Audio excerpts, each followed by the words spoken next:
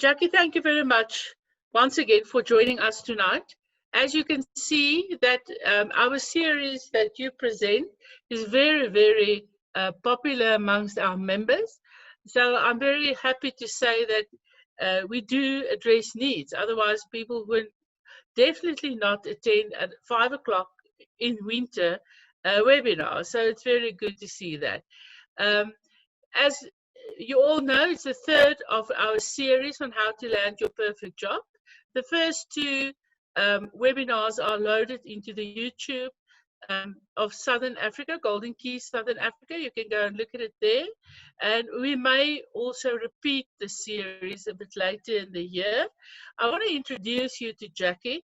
We're very privileged to have Jackie here as a specialist and who knows a story. And that's why we've asked her to come and present this series to you. She's an alumni of Golden Key, obviously, and she has a psychology honors degree from the University of Pretoria. Her background in psychology provided a solid foundation for her to venture into the world of recruitment, where she went on to build an impressive track record of more than 13 years. It must be in the 14th year now. Yes. And during this time, she has honed her skills to the point that she's now recognized as a specialist, a recruitment specialist, and specifically in the IT and financial sector. She employs a holistic approach to recruitment, and she's focusing not only on the employer's requirements, but also the candidate's experience. She knows a lot about the organizational culture and also match candidates to the organizational culture. And she's also very much skilled in comprehensive job profiling. So as you can hear, we really made sure that we have the best person to address us in this series. And the previous two went very well. So thank you very much, Jackie. Just a couple of house rules. During the session, please use your Q&A function at the bottom of the screen to ask questions, and I will summarize the questions from time to time during the webinar to allow Jackie to respond to those questions. So the chat box we only use to announce ourselves, but the Q&A function we will use to ask questions during the webinar. And if we haven't addressed your question, please feel free to mail us at South Africa at goldenkey.org. So that's also very possible to talk to us. I see Vongai is also joining us. I have to say hi to Vongai. She was one of the students that got a travel grant that went to Brisbane with me in February. So she's also on. I'm good to see you here. All right, Jackie, I'm going to hand over to you. Thank you very much. Thank you for your time, and let's all enjoy it. Hello, Mark. Hello, Tian. Thanks, Elmi. Yeah, thank you very much to you and to your members. It's been an absolute pleasure hosting this series so far, and I really hope that you all enjoy this evening's session. So this evening we're focusing on the job interview. So the job interview is a very unusual situation. So you're put in a room that you've never been in with a person that you've never met to talk about a company that you don't work at, in order to persuade someone that you'll be excellent for a job that you don't have. So tonight, yeah, the main focus is, so we've covered the CV, we've covered, your cover letter, you've beat up your LinkedIn profile, and now you finally landed that interview. Now what? What do you do now? So I always like to do a little analogy. So if you were a marathon runner, you wouldn't pitch up on race day having not practiced at all or have done any practice runs or anything like that. No, you wouldn't. So apply that same principle to your job interview. Don't go into a job interview if you haven't prepared. So this week we're going to look at getting you interview fit. So the things we're gonna discuss in this session are getting your interview fit. So your basic interview prep. So there I'm talking about the absolute basics, the do's and don'ts. We're going to cover different types of interviews. So that'll be your behavioral interviews and your unstructured interviews. And in your behavioral interviews, which are also known as competency-based interviews, methods in which to answer those specific questions, answering difficult questions like tell me about yourself, then a few little tips on how to handle these sort of situations. So the online interview. And then something else that's very, very important in an aspect is questions to ask your interviewer. And then I've put Q&A there, but we will obviously discuss Q&A, or I'll address questions throughout the session as well as at the end of the session. So let's jump straight into it. How to get your interview fit. So obviously preparation is essential. So in my, in the early days of my career, somebody once told me, if you fail to plan, you plan to fail. And it's absolutely essential that you prepare for your interview. So you have to, you'll be more confident if you're prepared. So you'll know what you're talking about. You won't stumble like I just did. And you'll know what to expect. So you'll have prepared yourself for a competency-based interview or an unstructured interview, but also be prepared that a lot of interviews combine both. So it's not necessarily just a competency-based interview.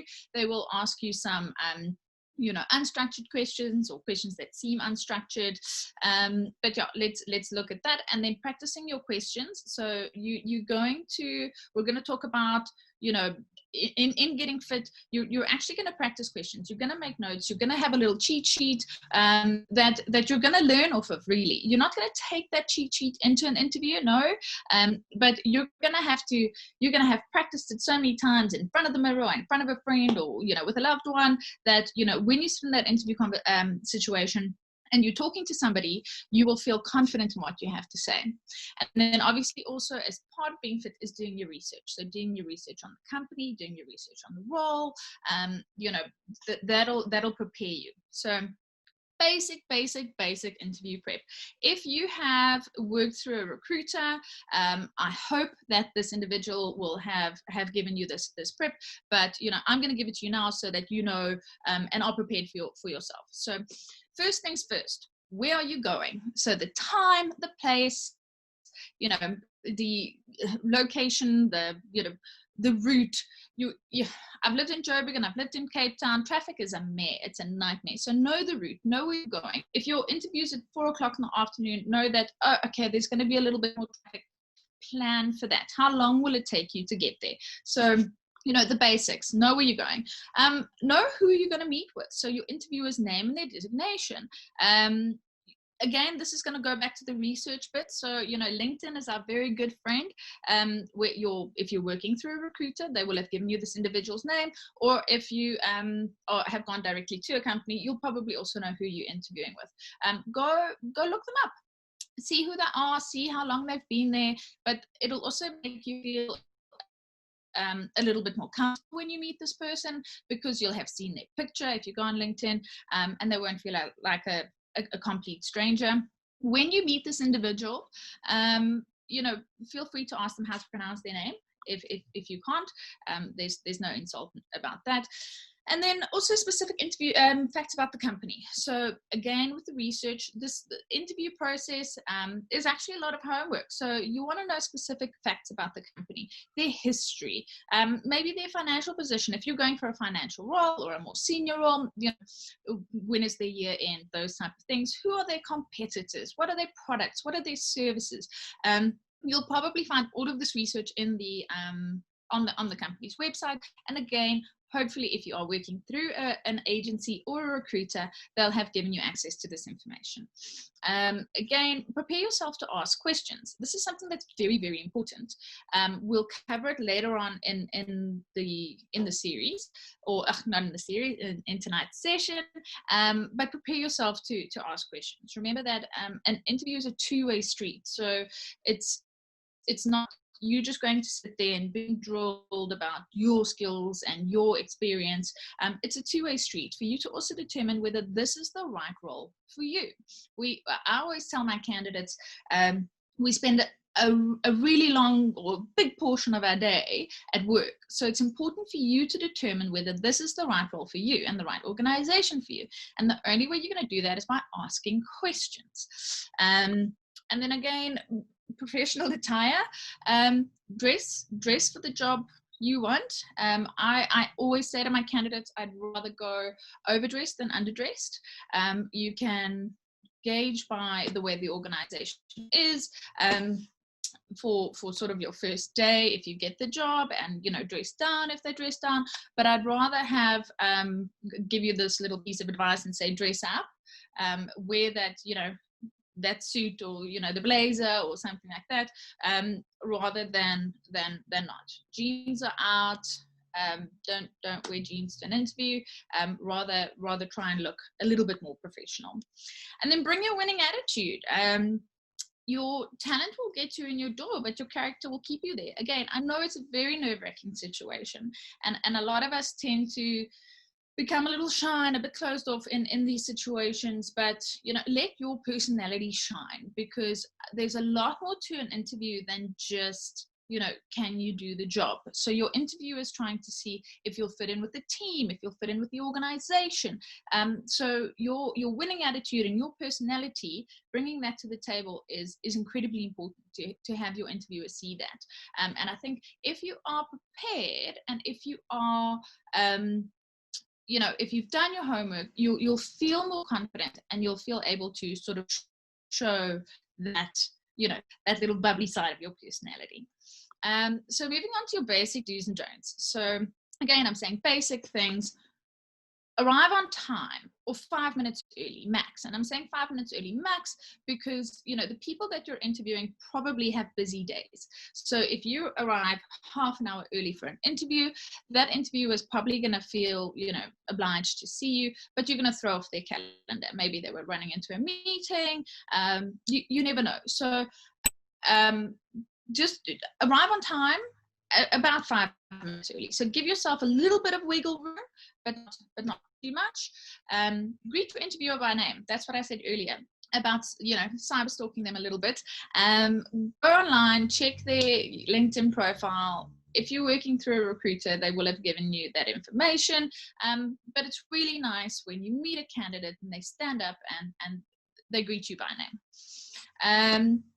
A firm handshake, or nowadays, I don't know, it might be an elbow bump. So when we get back to that sort of face-to-face interviewing again, take their lead. But when we hopefully do get back to handshakes, if you're gonna shake someone's hand, make it a firm handshake. And then keep eye contact during your interview. There's nothing worse than having a candidate that can't keep eye contact, that's looking away the whole time, fiddling with their hair, or looking at their nails or their phone. Keep eye contact. It shows me that you're interested in what I have to say, and it shows me that you're engaged. And then smile. That goes back to that winning personality. Relax a little, smile, and let your personality come through. The don'ts.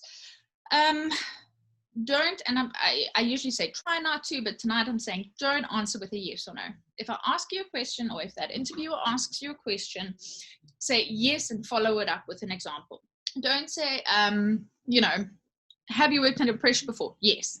And then you keep quiet. No. Follow it up with a decent example of past experience, but not just a flat out yes or no. Don't lie. It seems pretty obvious, but there's a lot of candidates that try to, what's the nice way of putting it, embellish on their experience, make things sound a little better than they were, or leave things out of their CV, or put something in there to make yourself look better. Don't do it. Just be open and honest. If you've had a stage in your career that wasn't that great, be honest about it. People respect honesty. So don't lie about anything on your CV. Try not to badmouth a previous employer. So some people might have had really, really bad experiences in the past, or worked for an organization where you weren't necessarily a cultural fit. Try and phrase it in, a positive spin to it. Try really hard not to badmouth your previous employer. It doesn't give a very good impression to a recruit or a hiring manager rather. This is something I spoke about, in the do section. Do be early, do be on time, but don't be late or too early. Obviously life happens, and if you're on the highway, there was a major accident and it's something that's completely out of your control and you're going to be late, it is what it is. But then phone, pick up the phone, make a call ahead, say, oh, the world has just come to an end, I'm going to be late. And then again, don't be too early. So I mentioned that earlier about respecting people's time at the end of the day, and that's what it's about. Being late or early is respecting the other individual's time. And your phone, don't have your phone on. I'd prefer that you don't even have your phone with you. It can be a distraction. Even if you have it on silent and you see it ringing, I can then get the impression that you're not really engaged. You're gonna, oh, don't worry, it's just my mom, I'll phone her back later. But just if you gotta have it with you, put it in your pocket, put it in your bag, or if you can, leave it in the car. That's just best. Don't have your phone with you. It's not, you don't need it. You won't need it in that situation. It's just going to distract you. It's going to make you look like you're not interested at all. All right. So moving on to the different types of interviews. So you get obviously different types of interviews. So you get a competency-based interview, which is a more structured interview. Then you get an unstructured interview. So a competency-based interview is also called a behavioral or a situational interview. So they use questions to find out, so they're using questions to find out the specific skills you've had in your previous experience, how you approach problems and tasks and challenges, and they are using this to determine whether you have the sort of right experience or expertise and cultural fit. A competency-based interview and a structured interview will normally have specific predetermined questions, and they will use the same set of questions for every candidate that they interview. So it's a very structured approach, and as I mentioned now, they're using it to determine not only, do you have the right qualifications, but, experience, expertise, cultural fit. Are you going to fit into the organization? Are you going to fit into the team? So that's why it's more behavioral based. So a lot of employers will also use this, or organizations will use this when they're doing grad recruitment. So it's when people are looking for raw talent. So, you're looking if somebody has the right aptitude rather than just, prior training or experience. So that's a lot of why people are using competency-based interviews. And then obviously it also removes the risk of bias because they're using a structured plan.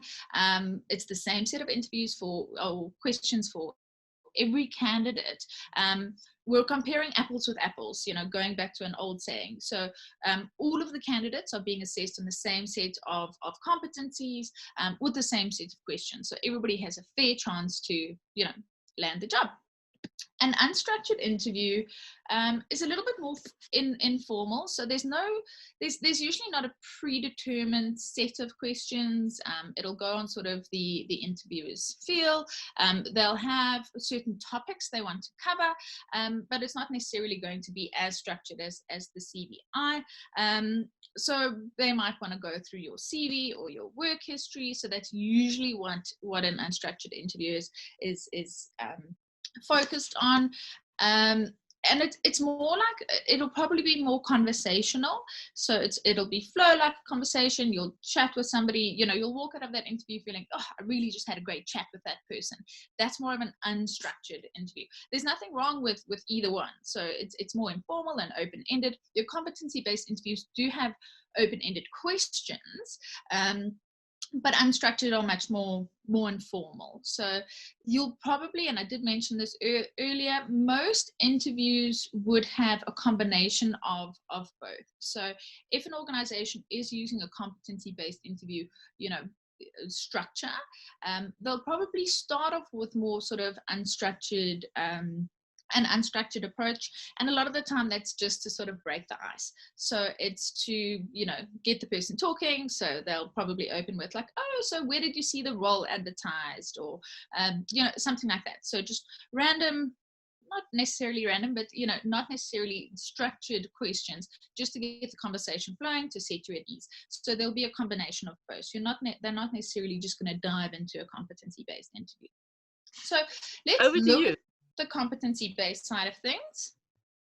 Elmi. Yes.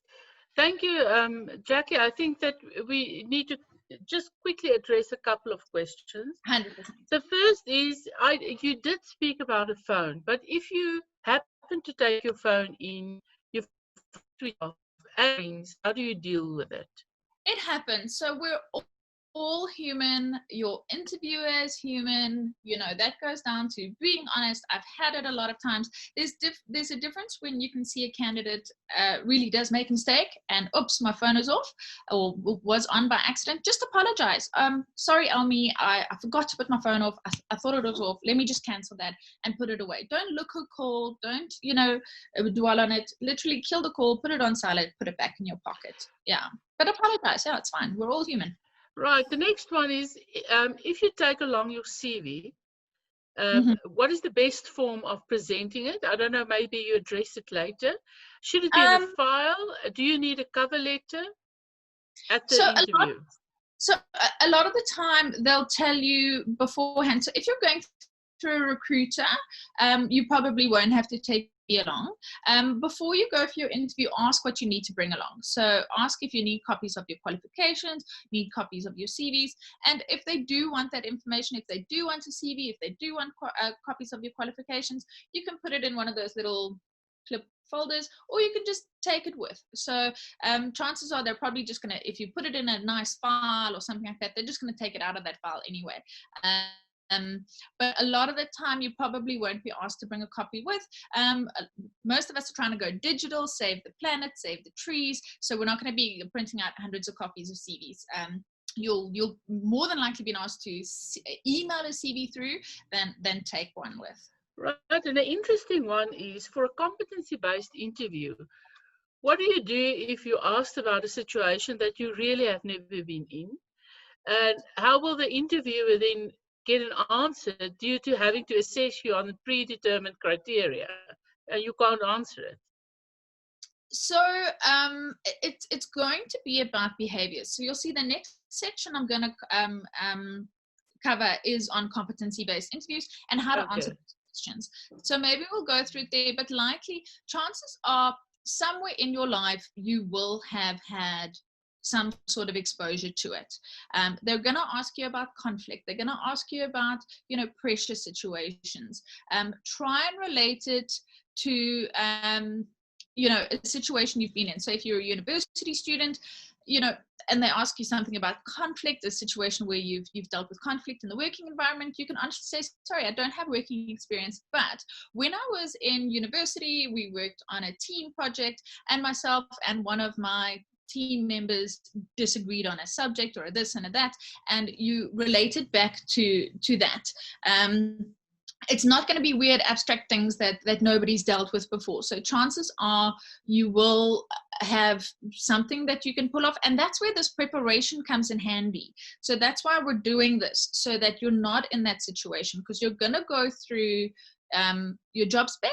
You're going to see the competencies that they're looking to assess, and then we're going to try and build examples around it. That's what the preparation's for, is trying to avoid that situation. But, you know, if you're completely thrown off guard, again, be honest. Say, you know, I'm a young graduate. I don't have any working experience. I've never exposed to that. So it's really difficult for me to answer that question. Is there perhaps something else that I can, you know, another example that I can give? That's almost true for any situation. Even if you lecture, if people ask you anything and you don't know, it's best to say, well, I don't know. I'll find out, but I don't know. Yes. Mm. So, a last one before we can carry on. With reference to the aspect of bad-mouthing previous employers, what if your employer was involved in a massive fraud or state capture and you were collateral damage? Is it not best to be honest about the illegal and unethical behavior of the employer, speaking of the employer in a negative light, so to say? Difficult one. It is difficult, but there's a difference between being honest and bad mouthing somebody. So you can, if there's something like a state capture, there's probably, maybe there's something in the news or something like that. But if it's something big like that, yes, be honest. Don't think that I've not dealt with that. I've been in the finance field. I've had a lot of candidates, not a lot, a few candidates that have been in situations like that, where, as a finance manager, they've uncovered fraud, and they felt that their personal values didn't align with that of the organization, or that was going on. You see, they told me what happened, but in a very nice way. My values didn't align with that of the organization, so I thought it's best that I leave. You can always say something, be honest, without being like, that was a horrible place to work for, the CEO did this, they did that. You don't have to sling mud in order to tell us honestly what happened. Okay, I'm going to give back to you, and we will deal with more questions a bit later. Brilliant. Thanks, Almi. Thank you. So moving on to the next section is how to deal with the sort of behavioral interviews. So, as I just mentioned, we're gonna study the job spec. So or your job description. So once you've been invited for the interview, they're probably gonna have given you, so whether it's a recruiter or if you're going to a company directly, they're gonna have given you a job description. On that job description, 9 out of 10 times, there's going to be a list of competencies. So you're going to look at those competencies, see what they're looking for, and we're then going to build our examples around those. You're going to look at your experience. So if you have working experience, look at some of the major projects you've been working on, because we're going to use those projects and those experiences to build our answers.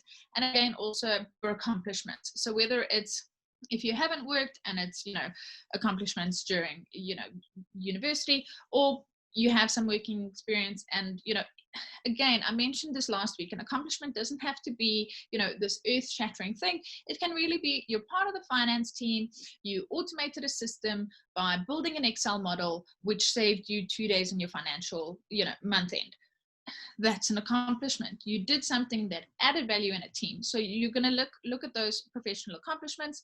And these are all just building our little library so that we can answer these questions open and honestly. That's what Almi and I just discussed now. Again, be honest with regards to your answer. And if you can't answer, just, I don't have an answer for that.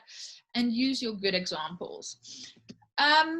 Practice your responses out loud. This is very, very, very important. So the more you do this, the more you practice your answers and your examples and your scenarios, the more comfortable you're going to be with it. So when you're posed with a question in an interview situation, you might not have had the exact answer, and you're never going to have the exact answer or practice the exact answer. But if you've looked at a competency like conflict or something like that, and you've thought about 1 or 2 scenarios where you were in that situation and you're able to build something about that, you'll be able to talk about it, a little bit easier. And then something that's very useful in a behavioral or competency-based interview is something called your STAR method. So this is what I'm going to look at now.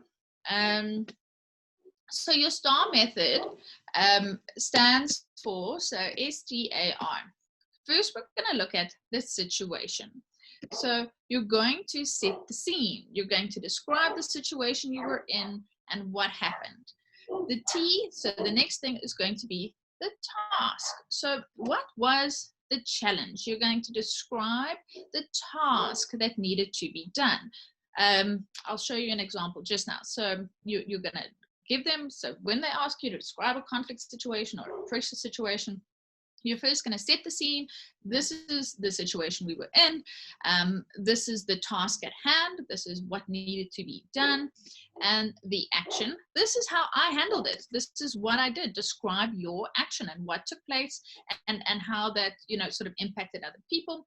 And then your results. That's your, you're going to detail the tasks or the outcome. You're going to detail sort of what happened at the end of the day.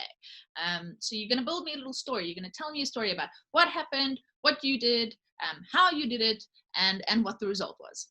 So an example of that, an example of a STAR method interview question or a competency-based question would be something like this. Tell me about a time. So all of your CBI questions are going to start with, tell me about a time when you had to work under pressure, when you had conflict with a colleague, when you whatever. So tell me about a time that you had to work under pressure. What was the situation? What did you do? And what was the outcome? So the example I'm using today is more sort of based on something that, a lot of you probably graduates, give you an example of where you're going to pull this information from. You don't need to have solid working experience for 10 years to be able to put together an example for a STAR method interview. So the situation. Last year, I was a waiter at a sports bar during the Rugby World Cup. The restaurant was fully booked and one of our waiters called in sick at the last minute. The pressure was high because this is the biggest day of the year and we had multiple parties of 10 or more that were paying a lot of money to be there. So you've built me a little picture. You've told me that you're a waiter during the Rugby World Cup. We all know that that's very hectic. The place was packed. And then, one of the servers or waiters called in sick. So, oh no, now I can understand where this is going.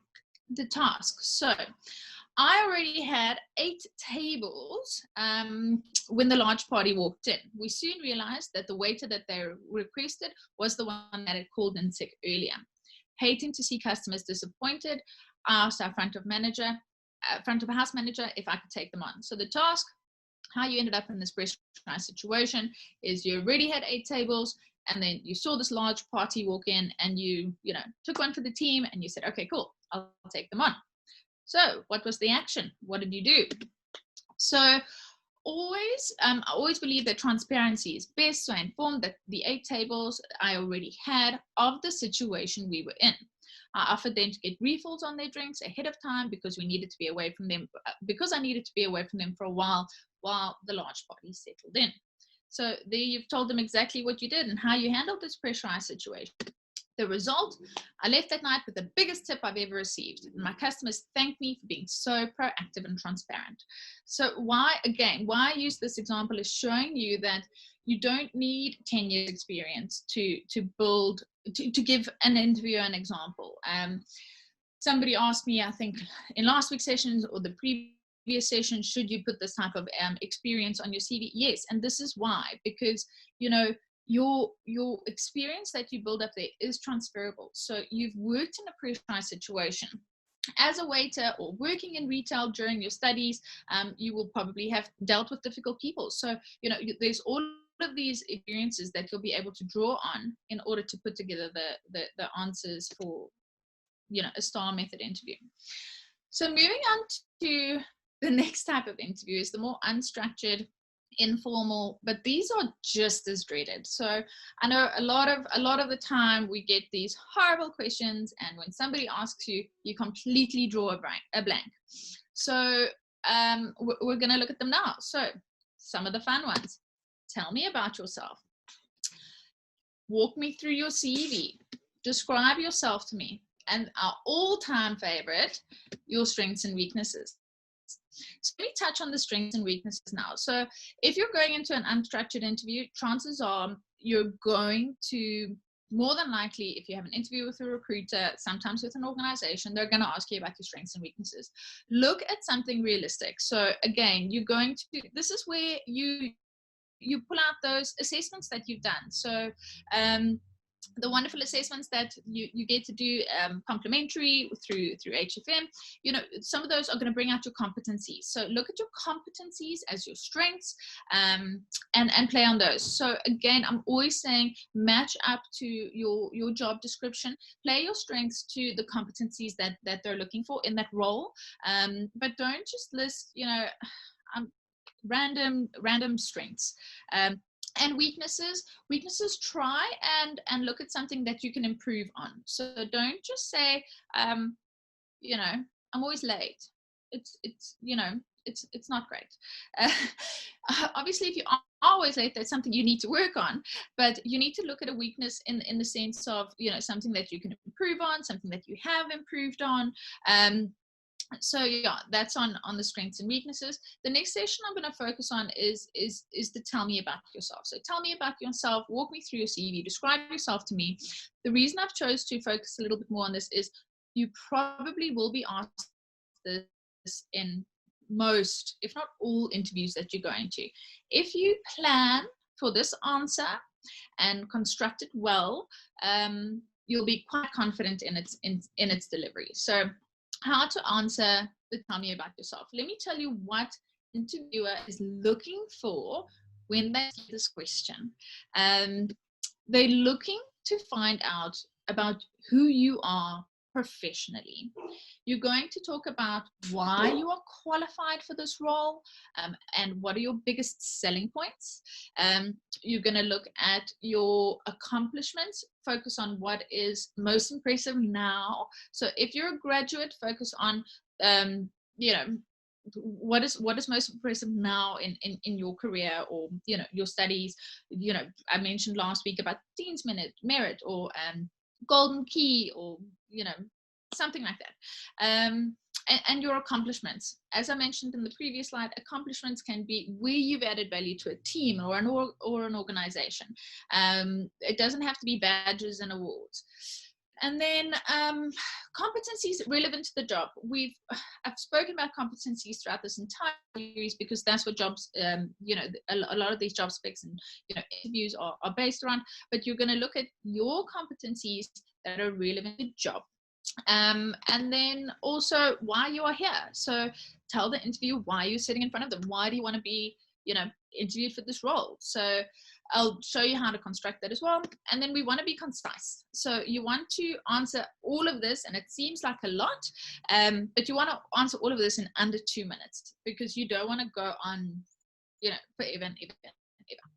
So the do's and don'ts of tell me about yourself. So you're going to focus on quantifiable details. So you want to highlight your personality. You want to connect your skills to the job spec, as I mentioned before. You can briefly mention hobbies or intellectual development, but that shouldn't be the major part of it. And then write down, this is very, very, very important for me, is writing down that example and practicing your answer. It's the same thing I said about the STAR interviews. Write it down, practice it, because the more you do, the more comfortable you'll be with it, and it'll flow. And then the don'ts, focus on, oh no, I just went through it. Sorry, I don't know why this slide doubled. Sorry. The don'ts, go too far back. So when you are going through this, tell me about yourself. Don't tell me that, so I won't tell you that I was born in Belcom. I went to high school at this place. After that, too much TMI, too much info. So don't go too far back. Don't mention too much personal information. So because it's not relevant to the job. So you don't have to mention your marital status, children, political views, religious affiliations. It's a sensitive topic. You don't, and in an interview situation, an interviewer is not allowed to ask you about those things, and you don't have to give up that information. Don't list a bunch of the vague strengths that we spoke earlier. If we are talking about strengths, make them quantifiable. You want to back it up with examples. So if you say you're really good at time management, show me about a time that you were really good at time management. And don't summarize your whole CV. Remember, I'm saying about the, keep it simple. So don't ramble on. Keep it simple, under 2 minutes. You want to, you can't go, especially like for me, that's worked so many years. If I go back 13 years, we're going to sit here for a while. You want to grab this individual's attention and have them sort of sold on why you are the right person for this role. Okay, so an example of how to put together tell me about yourself. This isn't mine, this is just a example I found online. So I'm an innovative HR manager with 8 years of experience managing all aspects of the HR function, from recruiting to training to benefits for Fortune 500 companies. Great introduction, because you're telling me what you do, how long you've done it for, and then you're also adding in the the skills that you've done. So all the duties. So you're telling me as an HR professional, you have recruitment experience, training experience, and benefits. So those are different things, aspects of the function. And you're mentioning Fortune 500 companies. So you're showing me that you've worked for larger organizations, which will then also give me an example of a workload that you've dealt with. I've spent the last 6 years developing my skills as a customer service manager for a mega company incorporated, where I've won several performance awards and been promoted twice. I love managing teams and solving customer problems. So in this section, again, telling me where you work for, but also this is now bringing out those accomplishments, how long you've been doing your most recent role, and then saying, I've won awards, I've been promoted. Being promoted is an accomplishment. And then also managing teams and solving customer problems. So solving customer problems is then going to link to the competencies that are probably mentioned in the job spec. And then managing teams shows managerial skills. And then, why are you here? Although I love my current role, I feel that I'm now ready for a more challenging assignment, and this position really excites me. So that just tells the person that you're sitting in front of that you're interested to be here. Maybe you've done some research and you really enjoy what they do and how they do it. So that's going to give you an example. Now the fun part. So online interviews. I just want to, so with our dear friend Corona, Almi. Yeah, no, but it's very similar to what you're going to talk to. Here's a question on, please advise on the hire interview, which is an artificial intelligence tool that most companies are using before the physical meeting. So they call it hire view interview. Yes, that's what they say. So going back to what we spoke about last time, I don't know, I haven't heard of that before. So I'm not 100% sure how to answer that. I'll have to do some homework and I can find out for you. But hire view, I've not heard of hire view before. All right, and I think it's important that this is an anonymous attendee. Please pop us a mail to South Africa at goldenkey.org and just post your question again, and I will forward it to Jackie, and we will come back to you with an answer. Thanks, Jackie. I'll do my homework. I think the other questions we will get to. So maybe one, if they're asking you about your salary, are you still going to discuss that? How do you know what salary range to tell them? So I'll quickly discuss salary now. I didn't put salary in here because I thought that opened up a whole other conversation about different roles and market related salaries and things like that. So salary, I would say present a range. So you would know if you're going through a recruiter, they're gonna have been given a salary range. You can ask for a salary range before your meeting. When you get to a sit down stage, they'll probably know sort of what you've been earning if you are working, or as a grad, you can ask what is your salary range. I wouldn't give a solid figure, so I wouldn't say I want to earn 20,000 Rand a month. That's just a number I'm picking out now, because then they might hold you to it. So put a range. So I'm looking for something between 20 and 25 per month. Or if you're working through a recruiter, and as a recruitment professional and as a recruiter, I would stress for you just to refer it back to the recruiter, because and why I say that is because recruiters know their clients, they know how to, they're going to negotiate the best salary range on your behalf. So if you're working through an agency, just say, I've discussed my details with Jackie, and she's fully aware of my my salary expectations, and you're more than welcome to discuss that with her. If they keep on pushing you for a number, that's when I say give a range, with regards to salary. Right, and another one, how do I discuss experience in projects that might be confidential? I've had that before, actually. So you can maybe not necessarily go into too much detail.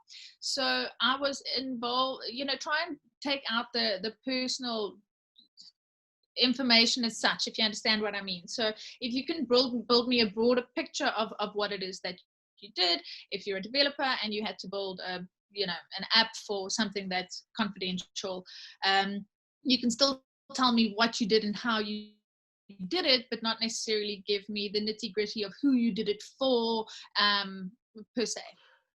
Right. And then another one, why should you get the job or the grant? Why should you get the job? Yeah, they ask many times, they say, why should we give you the grant or the job? The job. What do you say? Yes. Also one of those really horrible job questions, but you can you can build that back to sort of adding in your competencies. So there you're going to look at why. Basically they're asking you why you feel you're a good fit. So you're going to say, well, when I was looking at the job description, I saw that you're looking for somebody that has 7 years recruitment experience. I have 10 years recruitment experience, and go on like that. You were looking for somebody that has good negotiation skills. During my career, I've had to negotiate a lot of job offers. I'm winging it here, but you understand, you're going to look at your competencies. So related to the competencies in the job spec. So if they're looking for somebody with negotiation skills, conflict management, managerial skills, and then pick on your experience and match them to that. So I saw in the job spec that you were looking for XYZ, and I match up because of this, and this. So yeah, you're gonna have done your homework. You're gonna have to have studied that job and know how you match up to that job in order to be sitting in the room. Right. Another one is, if you're asked a question, where do you draw your motivation, or what grounds you? How do you answer that without touching on the topic of religion or spirituality? So it's not it's difficult, I understand, because now I've said you don't necessarily have to touch on religious views and those type of things, but it's not. If that is what motivates you, bring it in, but try not to go too heavy into religion, because it is a working environment. But then also look at from a working perspective when I hate that question as well. But anyway, look at it from, what drives you to perform better, and I understand that if it is, from a religious perspective, mention it. I mean, that's who you are. Remember what I said earlier, a job isn't just the qualifications, the experience. It's about who you are, and if that's what drives you and motivates you, and they want to know what drives and motivates you, go in it. But it doesn't necessarily have to become a religious lecture. So yeah, don't feel bad about saying this is what motivates me. Answer on, if that's your honesty, then answer with your honest question, your honest answer. And maybe you can also address the question of whether you get your energy from people, or that whole approach of Yes. do you generate the energy, or do you actually draw it from people around you, which Yes. it may be true that it's from spirituality as well, but you can also answer it in a different way from a theoretical point of view.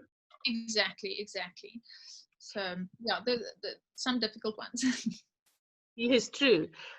There's another one before we can go on. In an interview, when asked, tell me about yourself, I followed the route you have detailed, but was interrupted and told by the interviewer that they can read my CV and already know what I said. I was then asked to tell them about me, myself, the more personal stuff. How do you deal with it? I just froze.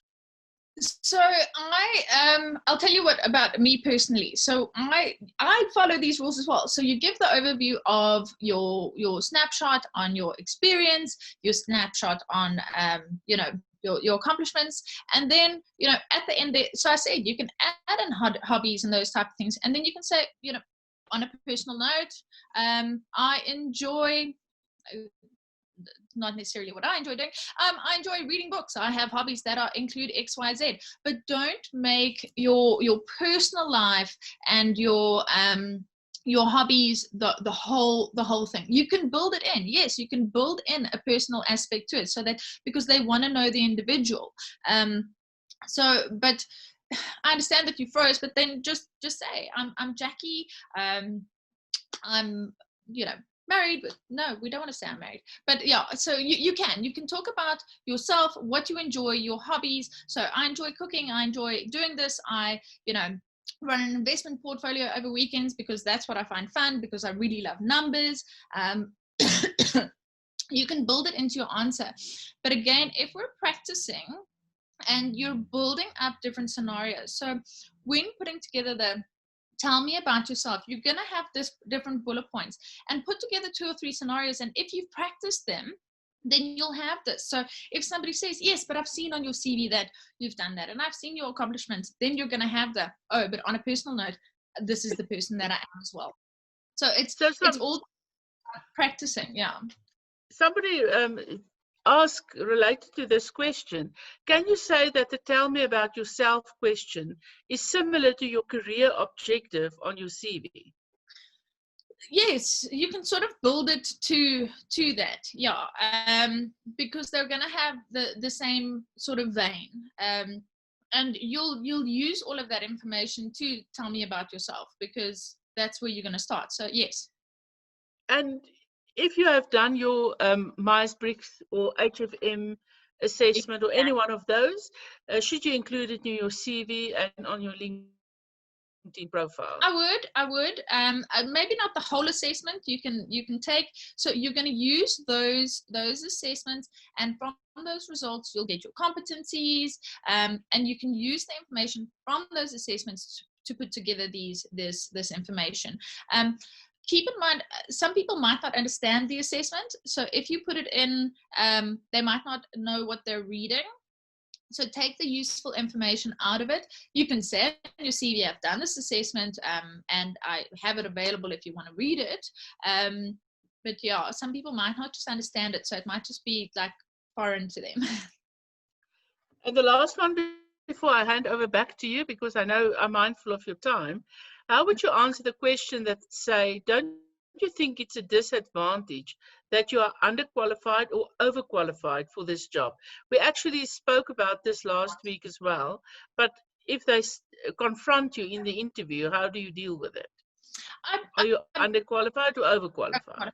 So, I don't know if when you get to an interview phase, if this is probably going to be brought up, but maybe the overqualified, and that's what Elmi and I touched on last week, where, the fear is probably that you're going to get bored in the role, that you're not, going to stick around.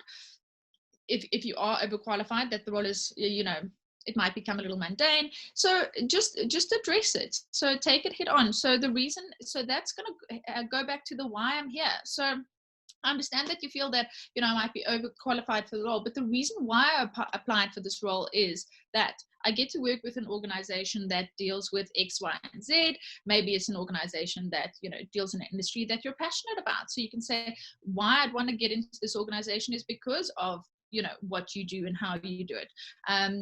So just address it. Again, you're going to have done your homework. So play on that.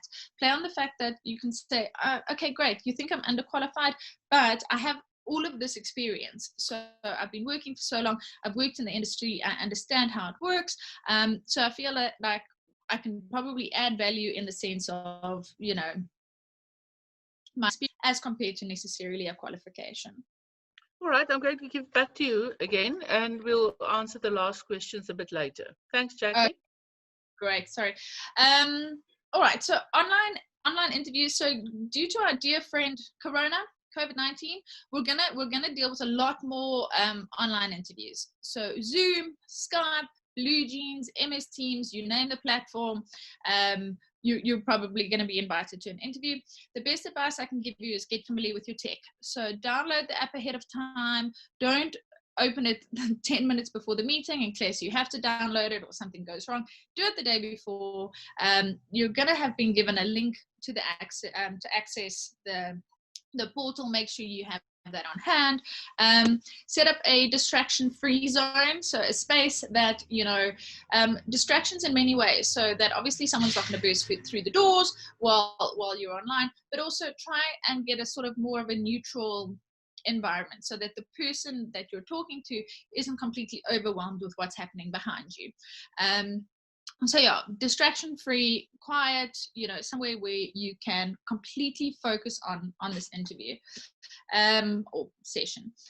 Be on time. So it's a bit awkward with an interview that's online, because you can't be 15 minutes early, because sometimes the interview might be hosted. If you log on too early for an interview, you might actually go into a previous session. So you might actually log into the previous interview.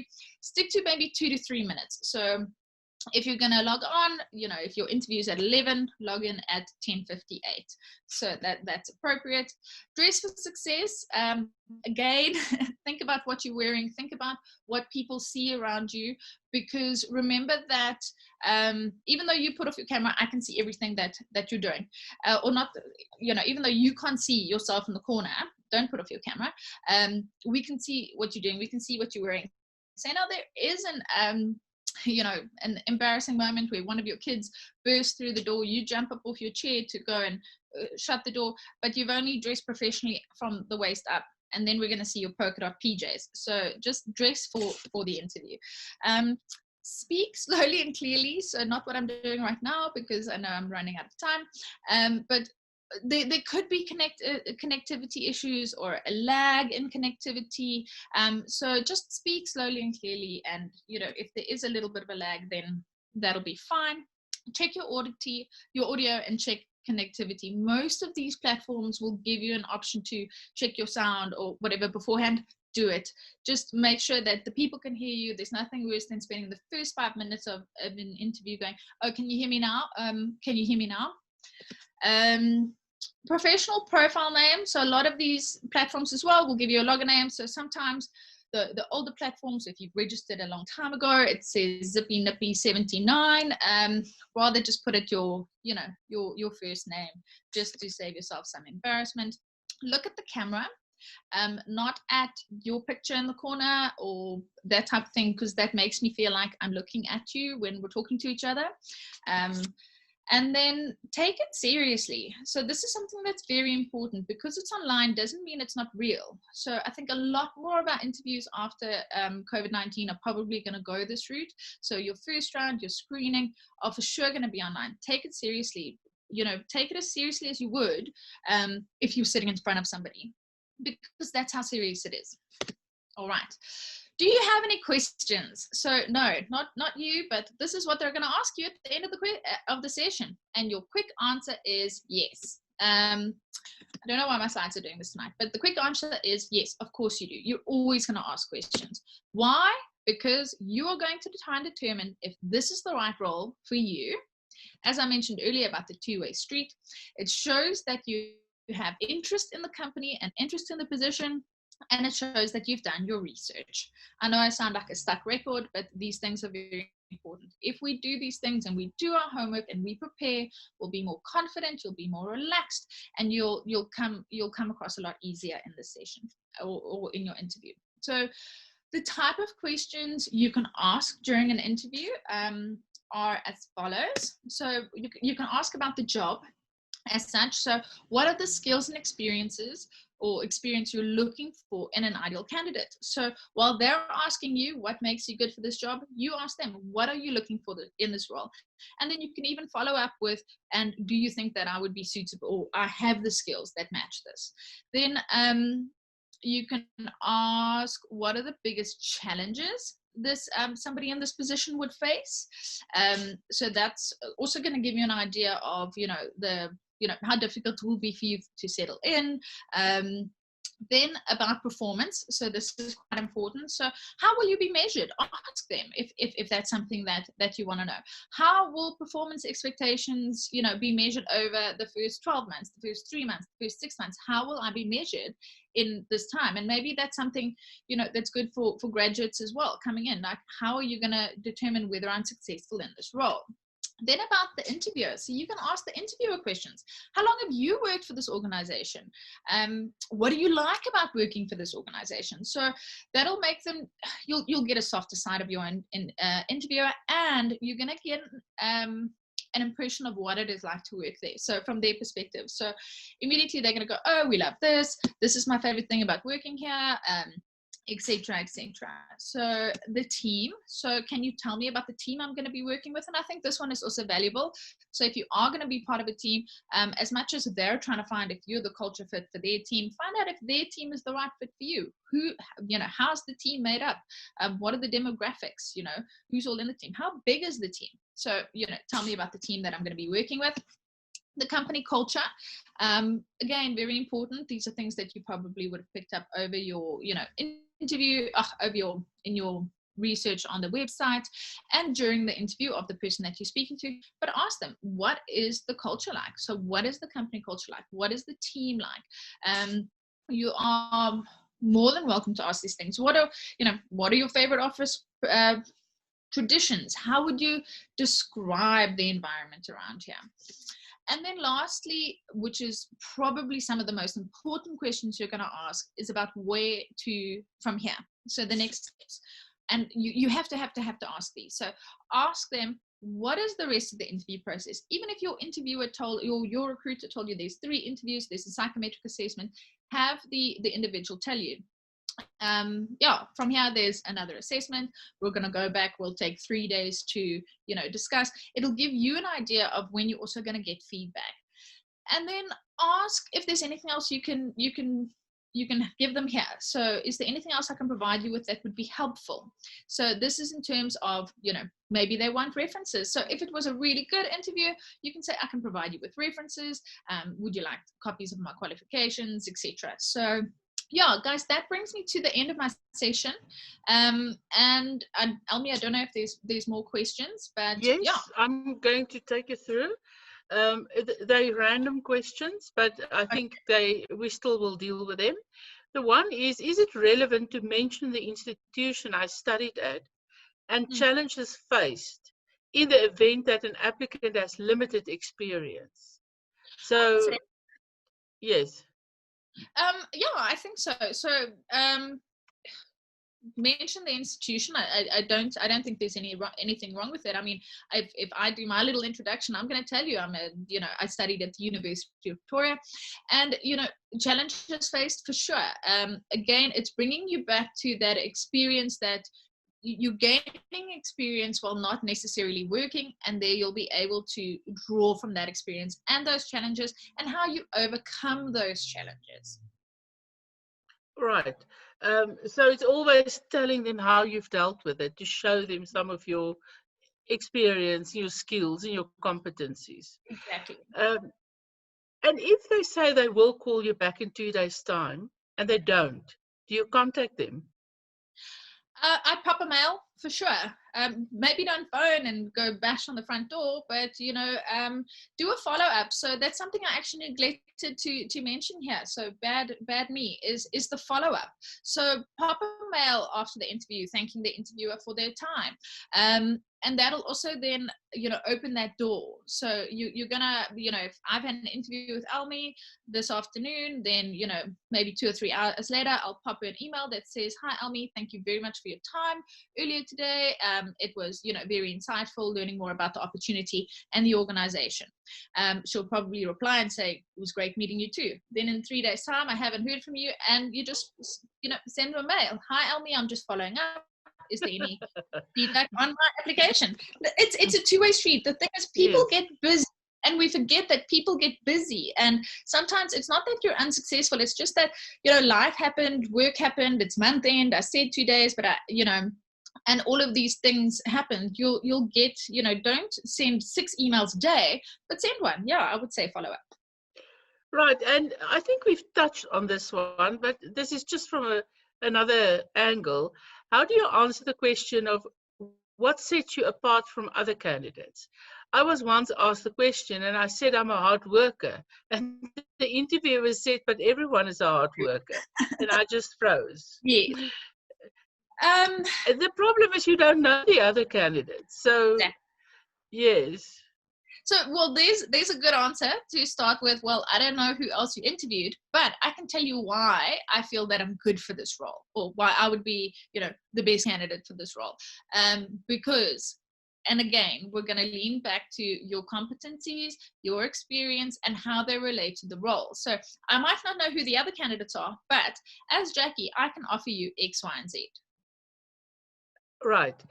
Then here's another one. I was interviewed for a bursary before and were told that I did really well in the interview and I should apply again. But I didn't get the bursary that year. The next year, I got another interview, but it didn't go well at all. If I were to apply again next year and get another interview, how do I address the previous interview that did not go so well? And how do I minimize the effect that interview will have? What would you advise specifically for the interview for students applying for grants and bursary? It's actually two questions. Let's first deal with it went well, it didn't go well, and now you want to apply again. So it's a new area for me, grants and bursaries. I would say I don't know if they judge you on last year's interview. So if it's a new process, it'll be a new interview. You're probably going to start on a clean slate. So I don't think you need to address last year's interview that didn't go well because you're starting on a clean slate. Elmi, I don't know if you agree with me there. Yes, surely they won't invite you back if they thought it's so bad. So just don't refer to it. Yes, and no, I move on. I wouldn't refer to it at all because you're starting over. It's as if it's a brand new process. You might not even get the same interviewers, so they're not going to refer back to last year's interview. What was the second half of the question? The second one was on what would you advise specifically for the interview for students applying for grants and bursaries. I will make a note of this and we will have another webinar specifically on grants and bursaries. So the panelists at the back will make a note and we will deal with that specifically. Okay. Right, then the previous person that asked the question that said that they asked her something and she really doesn't have any experience about it. What must she say? I'm going to give you a bit more detail on this question. In an interview a few weeks ago, I was asked how I conduct a needs assessment and will design M&E tools in a refugee camp given COVID. So you can't actually go and do it in person, which you need to do for both those things, the assessment and the tools that you need to do. The interviewer even said he knew it was an unfair question, but wanted to know my ideas and thoughts. And even though I mentioned that I don't know, they kept pushing me for an answer and a hypothetical of how I'd do it. Because it's so specific, it's not something you could draw on from a specific or a different situation. You know, in these type of situations, they're probably trying to see how you think. So, you know, there's probably not a right or a wrong way to answer that question. So some people love to throw in random questions like this. It's just to see how you deal with, you know, sort of an unknown or being thrown in the deep end as such. So it's really hard to give you advice on how to answer that specific question because that's very specific. But I would have just tried as best possible to build on, you know, if you were going for a specific interview or knew about a needs assessment, how would you put together a needs assessment? That type of thing. You know, just try and build an answer. And at the end, you can say, but I don't have experience, but I think this is how it would be done, because they're just trying to see, you know, your problem solving ability, because it's almost like a question to make you solve a problem at the end of the day. Yeah, and almost test your creativity. Yes. So draw on the theory and then quickly improvise on what it is that you think can be done. Yeah. Then specific about a needs assessment, you might have theoretical knowledge about it. Yes. And then, is it appropriate to ask why a previous person left? Sometimes companies are not forthcoming if a problem exists. So you can say, maybe not phrase it like why did the person leave, but you can always ask, why is the position available? Was it a resignation? Was it, you know, a promotion? You're more than welcome to ask. And they'll probably say, yes, it was a resignation, but they might not go into the nitty gritty of it. If for whatever reasons. But resignations are not always a bad thing. People leave for better opportunities. That doesn't mean that this opportunity is bad. So yeah, you're welcome to ask why people left, but they also can't, from an employer perspective, it is also personal information as to why somebody is leaving their role. So they can say resignation or retirement or promotion, but they can't go into the detail if it was something personal, because that's probably against their policies. And the other one is if a person can do, they ask you, what can I do to improve and be a better fit for the role, if you ask the interviewer. And the interviewer replied that there's no ideal candidate. And when I asked for feedback regarding how my interview went and anything else the interviewer needed clarification on, I was told everything was good, however I didn't get the position. Should I just chalk it up to there being a more suitable candidate, or one who simply had a better interview? Again, it's something I think I mentioned in the first or the second session. Remember, the competition out there is tough. So there are going to be a lot of people that are suitably qualified for a role. So you might not get a position that you were really probably suitable for, and that doesn't necessarily mean that you're a bad candidate. It might just, like you say, mean that there was somebody that fit the organization a little bit better, fit the role a little bit better. There are so many reasons, but chalk it up to experience. Remember, we're getting interview fit. So the more interviews you do, the better you get at them at the end of the day. So go for that interview. Agree. Even if you're not getting the role, go for the interview and take that experience and learn from it. So you're going to come out of there going, I wish I did this differently. Then you're going to go make your notes and build on that, and how to answer your questions. And surely nobody, or if we look at a bell curve, very few people will get a job in the first interview. You many times have to go to many interviews before you get the one that fits you. Yes. So you're gonna go for a lot of interviews. There's very few, like Elmi says, very few people that are gonna walk into an interview, get it after the first round. You're gonna go for a lot. It doesn't mean that you're a bad candidate or you don't interview well at all, but take it as experience. Interview fit. You practicing for that marathon. So at my age, I can look back and say, you fail many times, but every time you learn something to be better in the next one. Exactly. So if a person get a regret, can I ask why? Yes, you can ask why. I mean, no one's going to stop you. You can ask why, and sometimes they'll tell you. But again, you're probably going to get the answer of there was probably a better suited candidate, somebody with more experience. Or you can ask for criticism. Yes, ask. Go for it. Yeah, I agree. They may say, they may not. They may tell you you're not. Don't have the skills or don't have enough experience, and you just accept that. And it's still the employer's prerogative to appoint a candidate of their choice.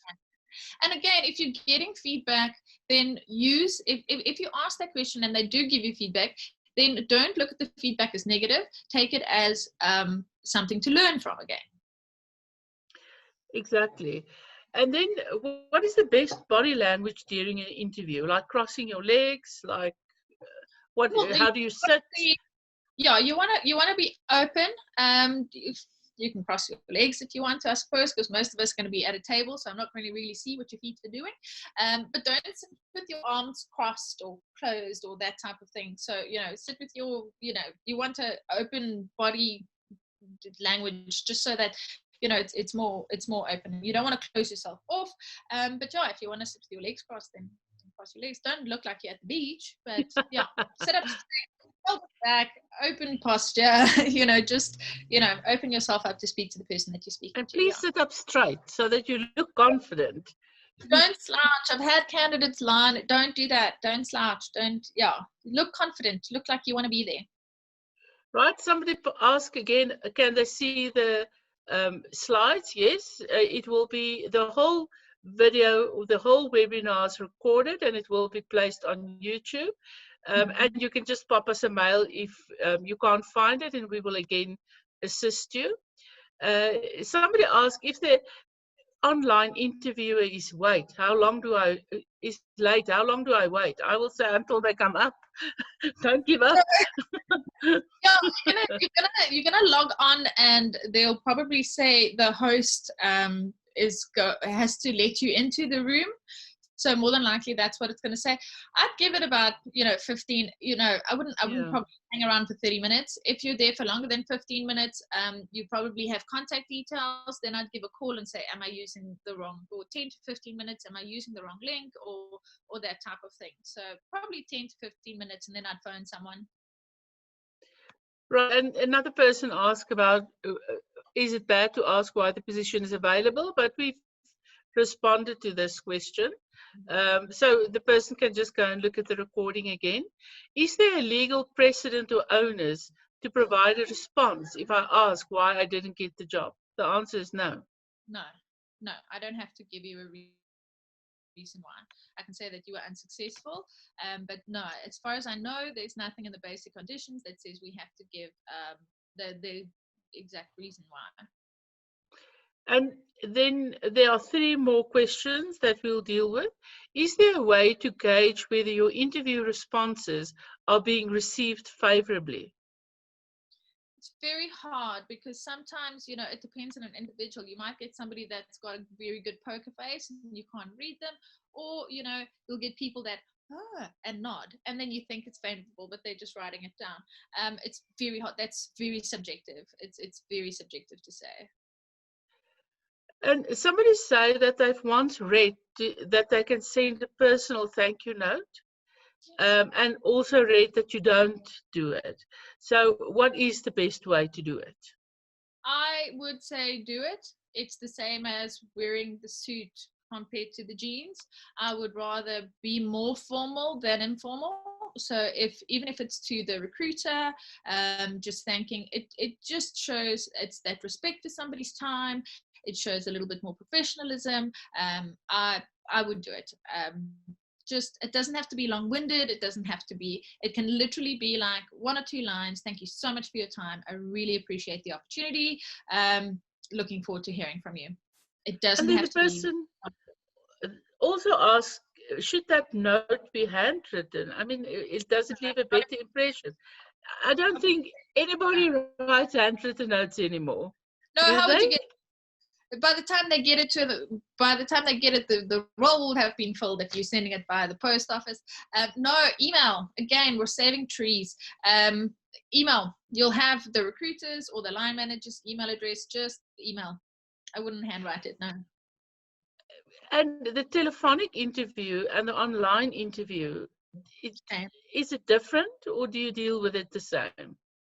I would say the same, especially now, because going forward and from here on out, I think we're gonna do this a lot more. So for definitely the indefinite future, your interviews are probably going to be online, at least up until the last phase. So I would say, and that's what I said, take it seriously. An online interview, a telephonic interview is a serious interview. It's still an interview. So treat it as such. Treat it the same way you would if you were sitting in front of the individual. And I just want to say that your attitude, how you sit, how you prepared, they will hear it. It will be the same as the online interview. You just sense it when you talk to people. You'll know if somebody's taking it seriously. You'll know if somebody's prepared, whether it's an online interview or a telephonic interview. If you're on the phone and somebody's eating or drinking, you can hear it. You can hear things when you're taking a call. Even if they smoke, I can hear it. Especially if somebody's smoking, you can hear it on the phone. So if your camera's on, still hear it. So it's important to treat it as if you're sitting in front of that individual. That's the best advice I can give you. And the last one, if you realize during the interview that you actually don't want to work here, how do you gracefully exit that interview? I would probably just go through the, go through the rest of the process. It would be very rude, and we don't want to burn our bridges, because you don't know where in life, you might not want to work for this company, but, maybe they know somebody at a different organization that, you want to work for. So I wouldn't be rude and burn a bridge and get up and, I'm done with this. Just go through the process. Again, chalk it up to that interview fit, that interview experience. So if like 3/4 way through, you're like, definitely not the role for me, I'd still give it my best, because, use it as experience, use it as, that practice, because when you walk into the next one, maybe there were a couple of tricky questions in this one that you're like, I'm glad I was there, instead of just getting up and walking out. True. So I think there are a couple of clues that people need to understand, and the first one may not be the last one. Exactly. I think that's very important. People need to understand that. People need to understand that it takes time, but every interview is like getting fit for the next interview. I think that's another take-home message. And then be your best. Be confident. Please don't make any excuses for yourself. Just be the best you can be in that interview. So with that, I'm going. Yes. Sorry, Jackie. Yeah. No, I said, and just be yourself. And then, will companies hold it against you if you turn down a job? I doubt. No. I mean, obviously, if you have a valid reason, if you're turning down the job, you're probably not going to apply at that role again. So, no, I mean, if you've been offered a better position, or no, we can't. We won't. That's the other side of it, where we just have to deal with it and go, all right, well, you do what's best for you. And that's important, is you need to do what's best for you at the end of the day. Exactly. So with that, I'm going to say thank you very much, Jackie, for another very insightful webinar. I really appreciate your time. Thank you for sharing your valuable experience with us. And yes, we will have a repeat of the series in the next round. And then we will also look at the bursary need. How do you apply for a bursary? What do you write on your application form? How do you deal with the interview? We'll have a separate session on that. So with that, thank you, everybody. Thank you for joining us. We appreciate, and people are really commenting on how informative it was, how valuable it was. There's absolutely no negative feedback in the chat box. So thank you very much. We really do appreciate your time. Thank you so much, and it's been wonderful. Thank you. Have a good night. Thank you. Bye-bye. Bye. Thank you, everybody. We appreciate your participation. We can leave. Thanks, Jacques, for attending it once again. Thanks, Janita.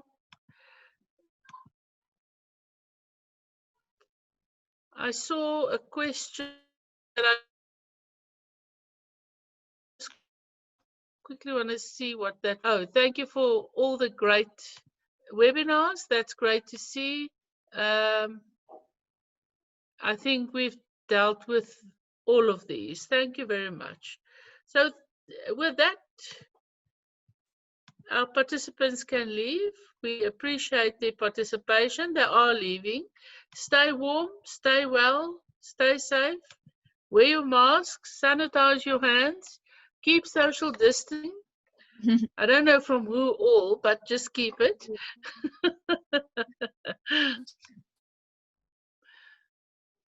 Yes, and people are very, very appreciative, and they say it's informative, it's exciting.